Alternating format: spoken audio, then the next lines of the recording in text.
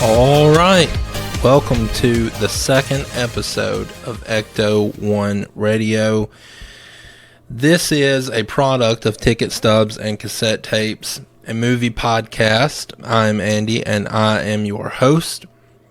I'll start right off the top here.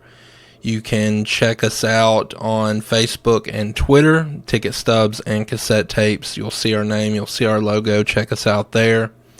Give us a follow while you're over there. You can check out our YouTube channel, Ticket Stubs and Cassette Tapes.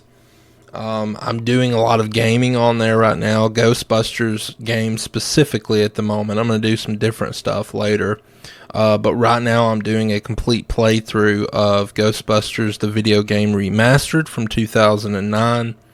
I've just gotten finished with the museum level, so I have everything. I think I've got like 4 videos of that game right now up on the channel.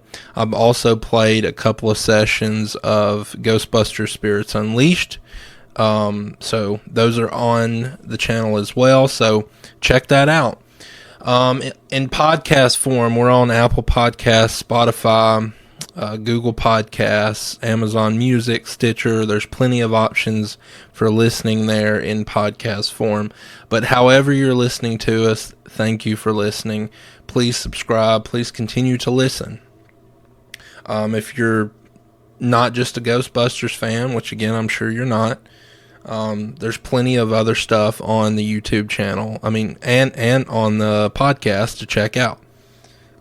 So, with all that said and being out of the way, I'm really excited to do this next episode of Ecto-1 Radio because I've got some topics I want to cover today, specifically regarding Ghostbusters, of course. But first, I kind of want to say something off the top here. You know, let me adjust my mic here. I went to the movie theater today. I went to go see Guardians of the Galaxy Volume 3.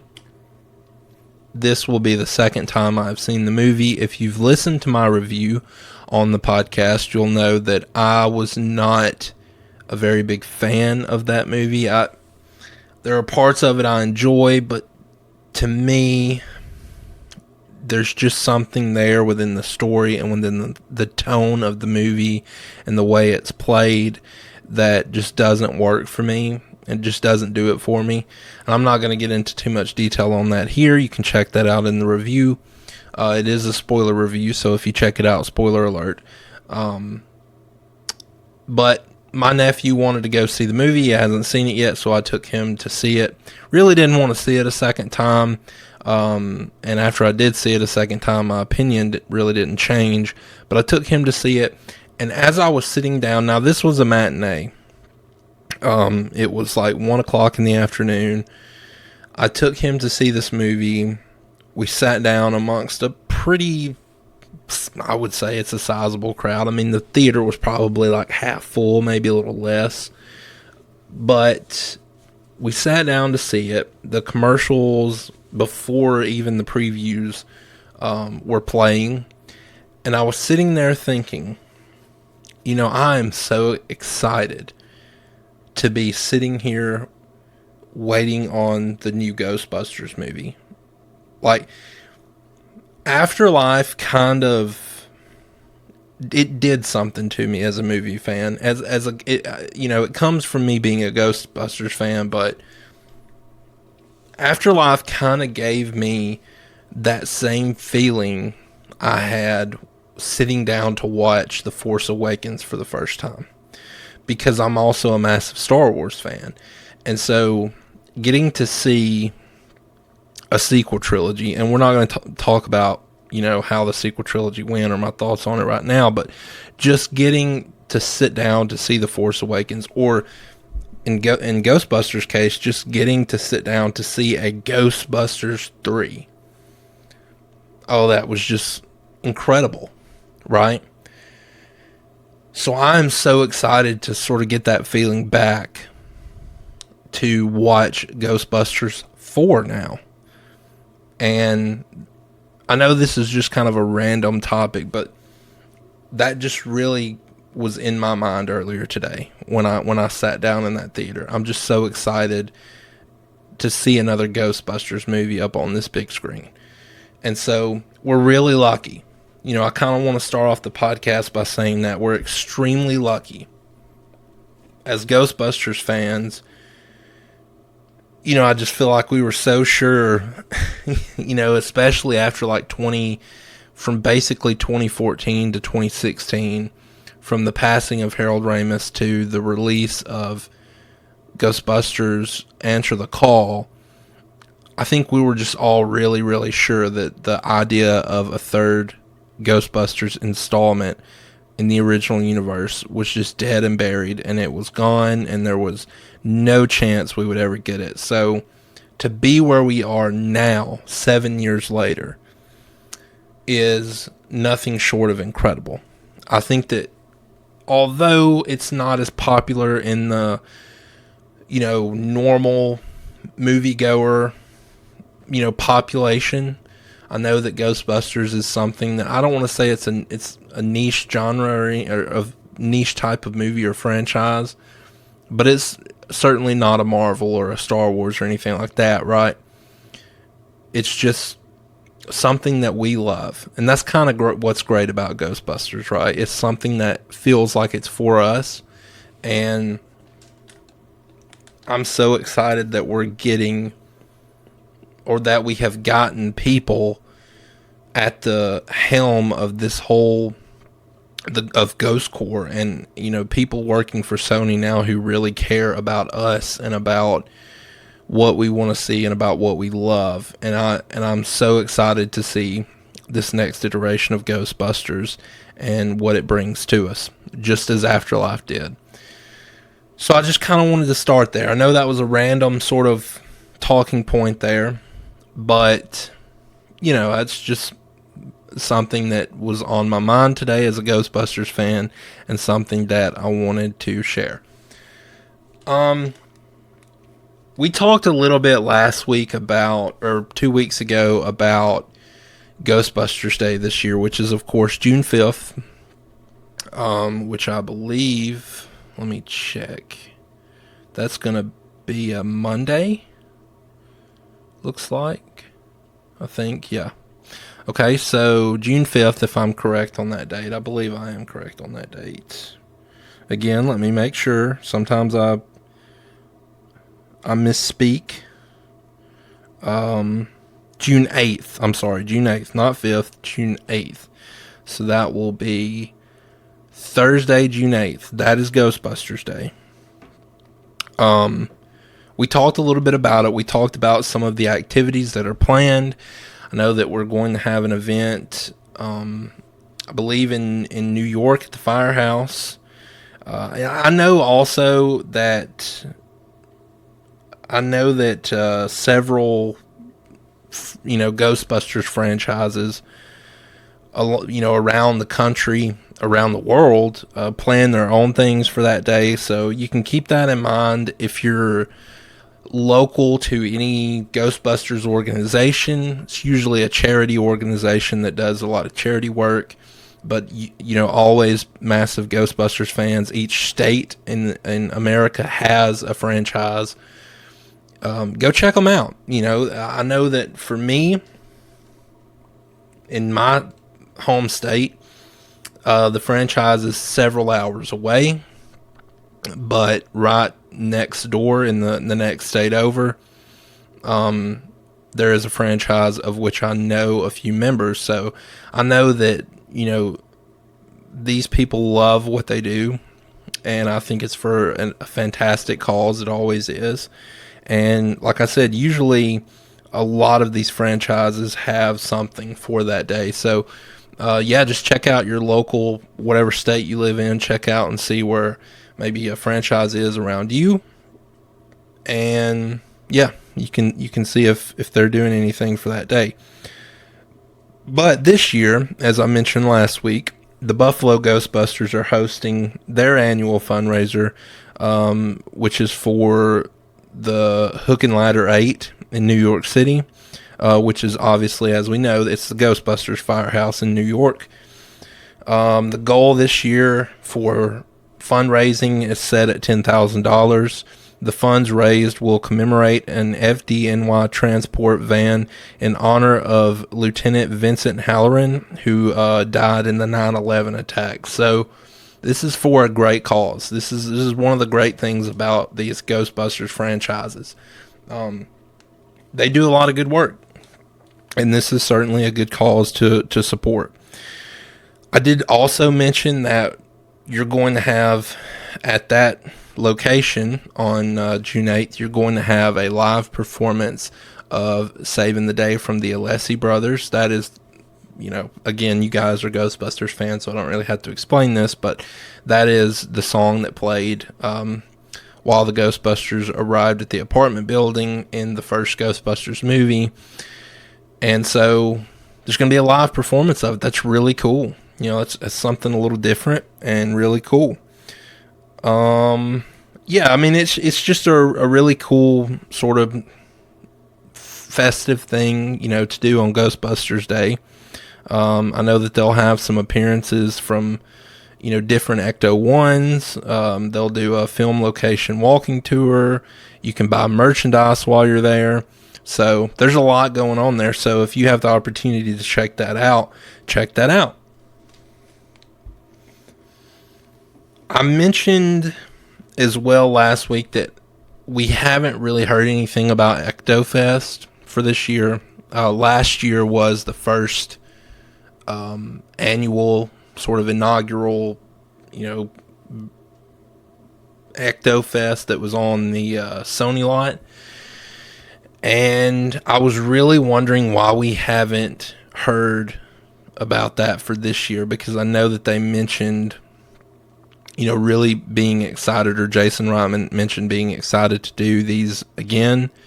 But they have not scheduled one for this year. They might last minute. The only reason I could think of that they haven't updated that, haven't, said anything about it, or probably at this point it's likely not to happen this year, is because they are filming the new movie and maybe they just don't have the time, people, or resources to do it this year. And you probably wouldn't get, people like Jason Reitman or actors who are in the new movie, you probably wouldn't get them to be able to come and, host the thing, because obviously they're filming. So that makes sense. That's not something that I had really thought about, but it does make sense as to why they probably couldn't do one this year. If we have more feature films going forward, which fingers crossed, hope we do, this could be the kind of thing where they only host EctoFest on years where they're not filming. So, if the movie is pushed from December back to next summer, this could be the sort of thing where we get one next summer, maybe right before the movie or right around the time the movie comes out, which would be really cool. I know that it means having to wait a few more months, but, in my opinion, I've said it before, I just don't understand or see how this movie is going to release in December. On Ghostbusters Day this year, we can probably expect to hear some announcements regarding the film, whether it be, some form of footage from the set, some form of raw footage from the movie. I really doubt we'll get anything from the movie, but it could happen. And then you, in my opinion, probably will get an announcement that they're pushing the movie back. I think that that's something to look towards that date on. Simply because, as I've stated before, shooting a movie in, April, May, June, and that movie releasing in December is just it's pretty much unheard of. It's just really, really hard to do. I mean, there's a lot of post-production that has to take place, even if you did a lot of pre-production, which they did, I'm sure, before you started filming. Post-production just takes a while, folks. It just takes a while to do post-production on most any, movie. So, I do not expect it to release in December, but look, it could. I've said it before. It could do it. The fact that CinemaCon has already come and gone and we didn't get a change on that date leads me to believe there is a possibility it could release in December. I will be very, very, very impressed if they can release a quality movie in December, to be honest with you, because, again, that's just really hard to do. But June 8th, we can look for some announcements. I'm really excited to do an episode of Ecto-1 Radio around that time, because I know that there's going to probably be some good stuff that comes out of that day. And we might have to do it sort of an emergency episode that night or something to cover everything. But I'm really looking forward to it. All right.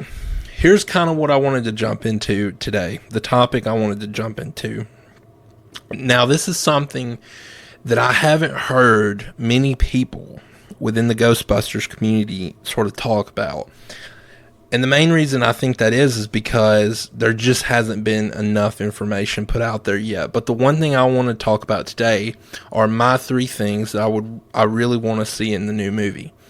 Now, we've had people that I've seen sort of give some stuff that they want to see, but a lot of them are really specific. Like people want to see Slimer, or people want to see, the upstairs inside of the firehouse, just kind of small specific things.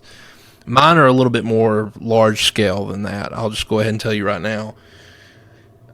And to be honest, I've spoken in the past about being cautious about making or setting your expectations for a movie, because it's really, really hard once you set your expectations to dial yourself back and sort of leave your expectations and everything at the door when you walk into the movie theater.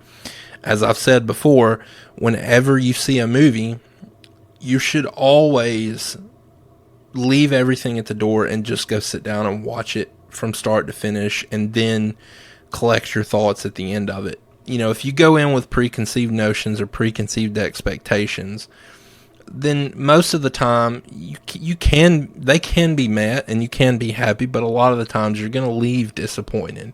So I don't want to confuse this for me coming up with some preconceived notions on the movie that if exactly what I'm saying doesn't happen, I'm going to be angry about the film. I'm going to be angry that I didn't get what I want. Here's the thing. Even though I'm about to say these things, if they don't happen, but the movie is still really good, and they may go in some other directions with it, but they still make a quality movie that, is really is just treating the Ghostbusters brand with kid gloves and being respectful to the franchise and giving us something really good that they believe in, the movie can still be great. So I don't want anyone to think that what I'm about to say is a deal breaker in any way. But the things that I'm saying, I would personally, if I was making this movie, I would put stock into them. But let's jump into them here. Let's jump into number 1. The number 1 thing that I want to see in Ghostbusters 4, tentatively titled Ghostbusters Firehouse, but we'll probably get another. I'm assuming we might get the full name of the actual name of the movie, maybe on Ghostbusters Day, so we'll see. But the number 1 thing on my list, now this is in no order, these are random, but the number 1 thing I want to see in the new movie is a new villain. This is something that has been talked about quite a bit, when it comes to this new movie, especially coming off the heels of Afterlife, where we had the return of Gozer. And, even though that was great and everybody loved it, it kind of brings us to this place now where it's like, okay, is Vigo going to be in this new movie? Well, I don't think that there's, I don't think that there's any traction to anybody who says that, Vigo will be in the new movie. I think they're just going off of Gozer being in the last movie. But the thing is, I think with Vigo, I think that was just a Ghostbusters 2 thing, and we're going to move on. I don't think that Vigo is going to return. So I do believe what I'm wishing upon here is actually going to happen. I believe we are going to get a new villain, and that's what we need, right? When I think about, in the world of Ghostbusters, when I think about something like the real Ghostbusters and all the cool, unique villains that show came up with, that's kind of what I want to see in this new movie. I want to see a cool, unique villain. Somebody who is kind of in the vein of a Gozer or a Vigo, where there's a mystique to them, and there's a building of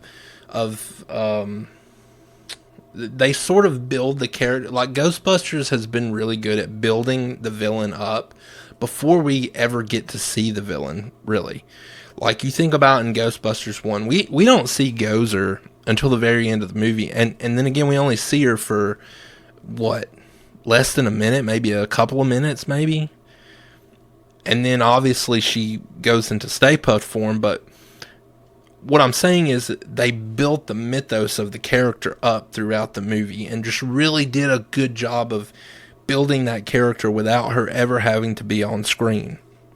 And even when you look at Ghostbusters 2 with Vigo, yes, we saw Vigo in certain forms throughout the movie, but Vigo was not on screen a lot. I mean, besides just the still painting, I'm talking about an active Vigo. And then when you actually got Vigo out of the painting as a walking, talking character, it was only at the end of the movie, and it was only for a small amount of time. Again, they did a fantastic job of building this character up without them ever having to be on screen. Now, I'm not saying that to say that, this new movie, whoever's playing the villain, they only need to be on screen for like 2 minutes tops. I'm not saying that. I'm just saying that in the world of Ghostbusters, they have done a phenomenal job of building characters who play the villains. And I would really like to see that carry forward. I would like to see new mythology. I would like to see a new story there behind the villain. I would like to see... I would like for them to give us a reason as to why this villain is so dangerous, and really build on that, like they did with the first 2 movies. And even in Ghostbusters Afterlife, even though we knew all this stuff about Gozer, these kids, these characters who were sort of the newer generation of characters for us, they didn't know. So we kind of got to relearn through them and see them learn about Gozer and Ivo Shandor and, what all happened in the past. And they were building up to that finale. And that's what I really love about Ghostbusters. And that's really what I want to see again. I really want to see them build into that finale and build up that villain. It's kind of like, for me, when you think about, like, Marvel, for instance, and Thanos. The reason why Thanos is so well regarded as a villain is because the characters really, you felt how dangerous this person was through the protagonists of the film, right? Or the protagonists of the films. You really felt the danger of what this person was capable of. And that's just brilliant writing, and that's brilliant execution of a story. And Ghostbusters has done a great job of that in the past, and I really want to see them carry that forward. Even going back to, like, Darth Vader in the original trilogy, in the original movie, right? Obi-Wan, the way he builds up, and just a little bit of dialogue, the way he builds Vader up. The way that, these people working under Vader, the way that they fear him, or even if they don't, even like the officer who sort of talks back to him immediately gets choked out, right? They build this villain up to be such a big bad. And Ghostbusters, again, has done a good job of that. So I want to see them carry that forward, and I want a new creative villain. Someone who has, like I said, a good mythology that they create, and someone who we can take seriously when we're watching the movie. And that's the number one thing, or again, this is not in any order, but one of the things that I'm really looking for in the new movie. All right, number 2. I want to see the detail and the attention to detail and the time given to the newer characters, that essentially the same kind of detail and love and attention that was given in Afterlife. I want to see that again. One of the reasons that Ghostbusters Afterlife could have easily failed for Ghostbusters fans, one of the reasons it could have failed was if we did not buy into the new characters. But as it turns out, they were fantastic characters that were well written, well thought out, and well executed. And that, it's just, to me, it's kind of insane, right? It's kind of insane that we, as a fan of a franchise that has utilized 4 guys, along with a few other characters like Dana and Louis Tully and Janine, it's absolutely insane that 30 years later we could completely buy into a movie where now the main characters are kids and people we haven't seen before, right?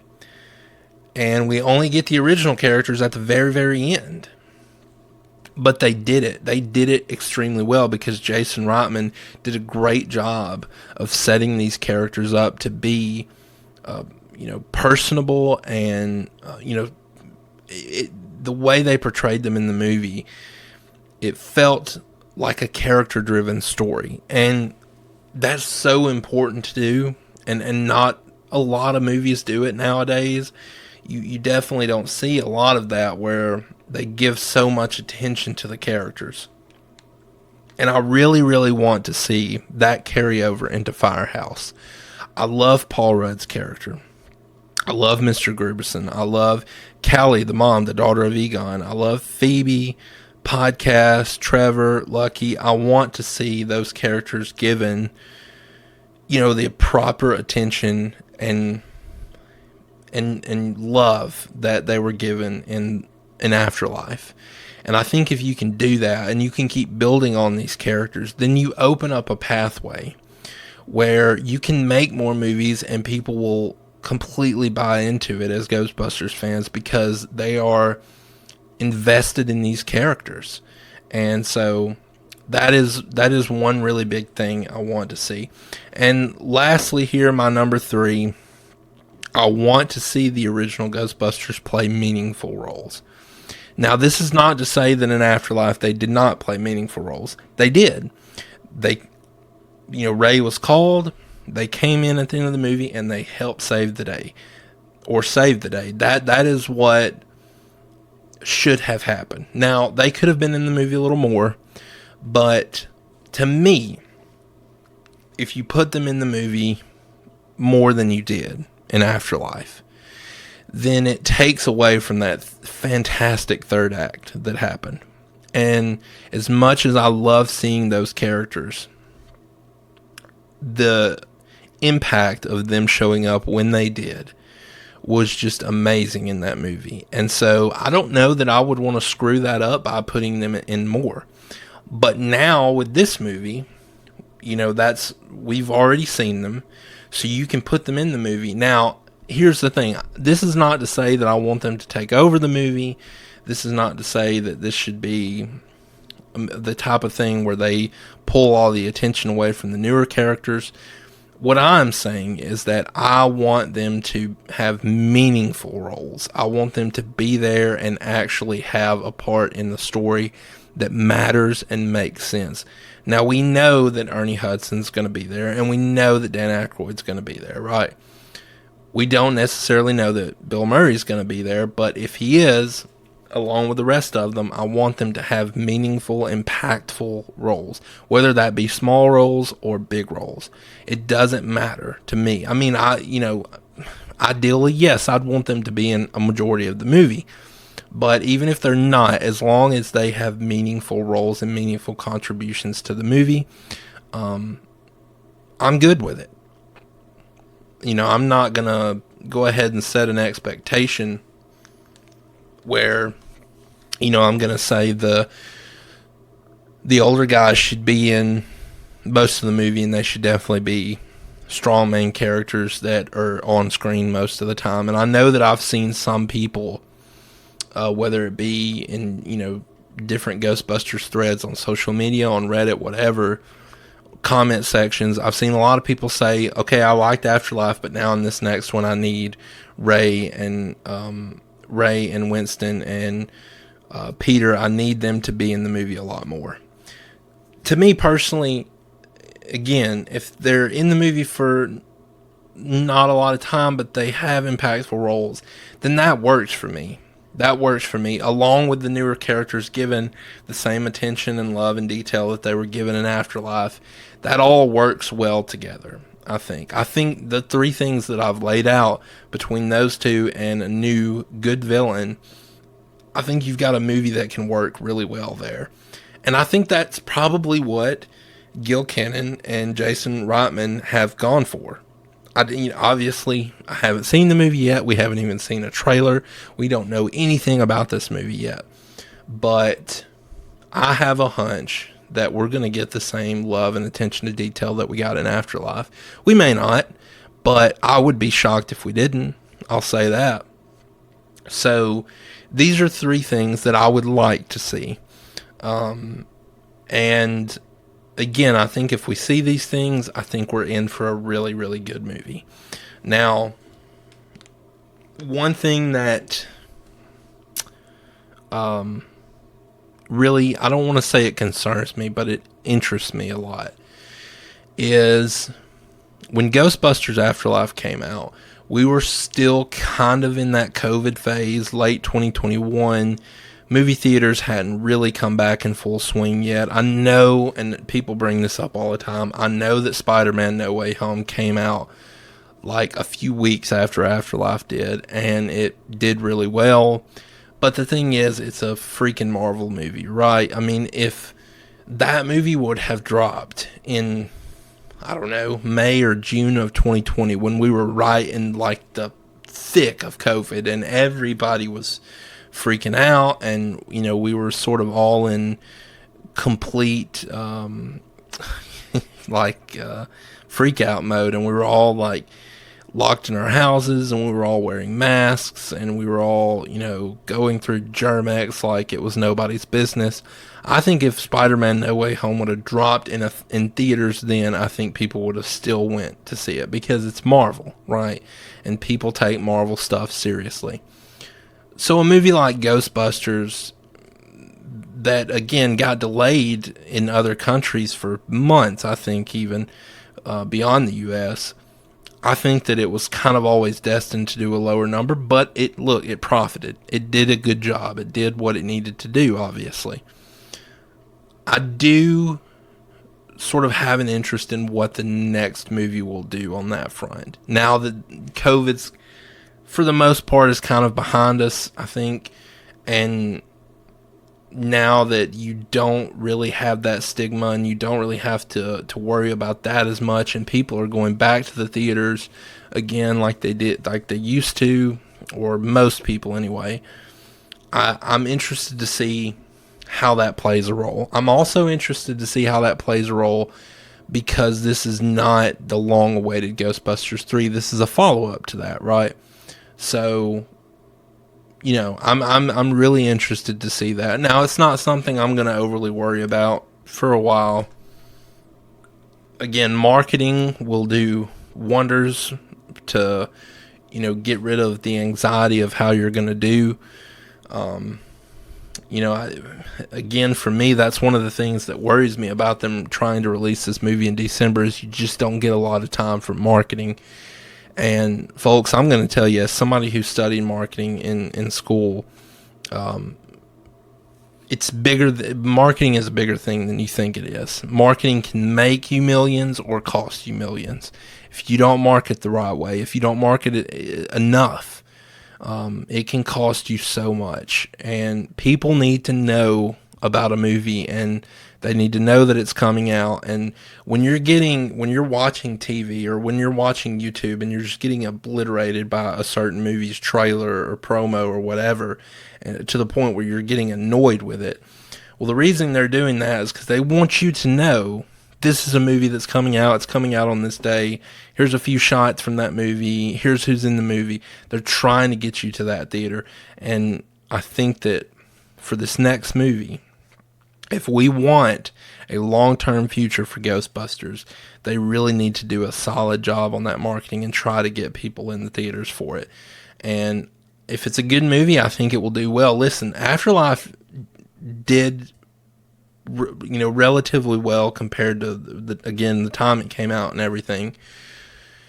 It did relatively well because of really word of mouth marketing.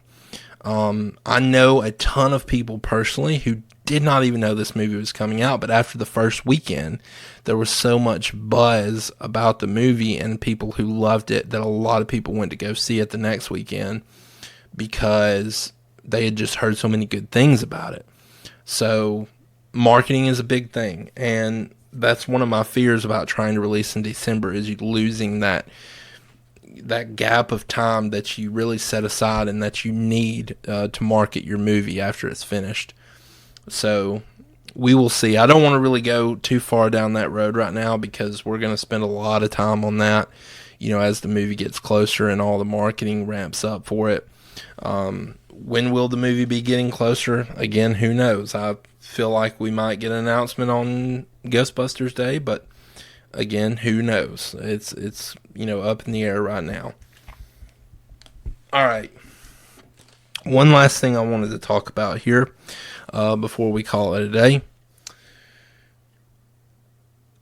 We haven't heard much on, the comic series or the animated series or the animated movie that they announced. I don't think that we're going to hear about that for a while, any of that stuff. Now, the comic series, I know that Ghostbusters Day last year or Ecto-Fest last year, they mentioned something about it trying to release late this year. Now, that could still happen. I don't really see a reason why it wouldn't happen. We just haven't heard much about it since then. But as far as like the Netflix series, the animated movie, whatever, all that stuff, I don't think we're going to hear much about that until maybe possibly after the new live action movie releases. So I know that some people's been wondering on that. Is that still going to happen? Yeah, it's still going to happen. I just think I think that all the focus is on the live action movie at this point. And there just hasn't been as much attention put towards the animated stuff as of right now. Now, what will that animated series be about? Well, I mean, we know very little. We know everything's going to be canon. I think they've made a big deal out of keeping everything in canon. And listen, I know there's a lot of you out there who snark at that term. Oh, canon, what does that even mean? Well, to me, it does mean something, right? Because whenever I read a book or whenever I read a comic book or whenever I play a video game, I love to know that it's in the canon of the movies I watch. Now, you could say that's just a person-by-person thing, and sure it is, but I'll just give you a quick example here. As a big Star Wars fan, I read a lot of books. And I read a lot of the Legends books before they became legend or non-canon before Disney bought Star Wars. Right? And a lot of those that I read back then are no longer canon. And them being canon or not being canon plays a big part in the movies, whether you know it or not.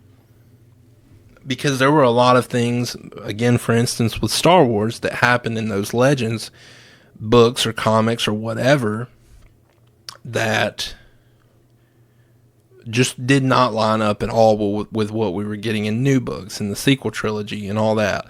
So there's a big, obviously, a big difference between canon and not canon. And so I think for people like me who like to dive into everything when it comes to a certain franchise, like with Ghostbusters, I'm going to read the comics, I'm going to play the games, I'm going to, watch the animated series. I like to know that it's all in the same universe and it's all working in conjunction with each other to build this overarching world, right? So again, you may not think it's a big thing, but I know a lot of fans also do, including myself. They do tend to think that canon means something, right? And I mentioned up top that I've been playing the Ghostbusters video game remastered, and now it's no longer canon. Which, at first I thought, well, maybe that's not. I don't love that. I would love for it to stay canon, but at the same time, I love the story they gave us in Afterlife, so I'm okay with it not being canon. Listen, doesn't take away my enjoyment of that video game at all. I love that video game. And just because it's not canon does not mean it has to take away the joy for anybody. Still a fantastic video game. But again, I love what they did with Afterlife, so I'm okay with it. The thing that's not as fun is when they decanonize something only to make a story that is not as good as what they decanonized, right? That kind of sucks when that happens. But this is a long tangent on the animated series being canon, I know. But what will we get in the new series? Well, we know it's not going to be the real Ghostbusters, right? That's already been done. The real Ghostbusters is its own thing.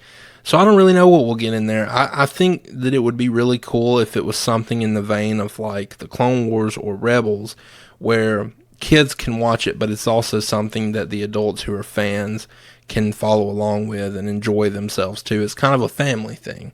And so that's kind of something I'm looking forward to on that front, as far as the other stuff that hasn't been talked about as much. But I did kind of want to give a brief update on that because, again, it just hasn't been talked about very much. All right, guys, listen.